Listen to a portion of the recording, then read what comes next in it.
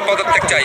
ওনার যদি লজ্জা থাকে, ওনার মধ্যে যদি বিন্দু মাত্র মুক্তিযুদ্ধের চেতনা থাকে, ওনাকে জিজ্ঞেস করতে চাই মুক্তিযুদ্ধের চেতনা কি এই ছিল? 1971 সালে উনি কি করেছে? অপরাধ থাকার জন্য উনি অতিরিক্ত মুক্তিযুদ্ধ সাজার চেষ্টা করে।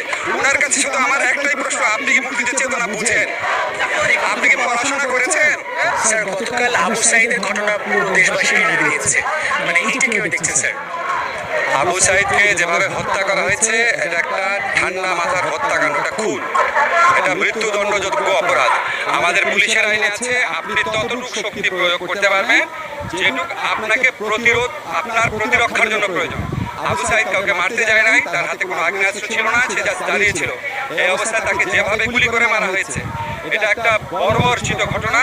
একটা দেশের বাহিনী, একটা দেশের ছাত্রকে এভাবে গুলি করে মারে, আমাদের এটা দেখতে হয়েছে। আমি শুধু ওই পুলিশ সদস্যের শাস্তি চাই না, আমি এই স্বরাষ্ট্রমন্ত্রীর পদত্যাগ চাই। ওনার যদি লজ্জা থাকে, ওনার মধ্যে যদি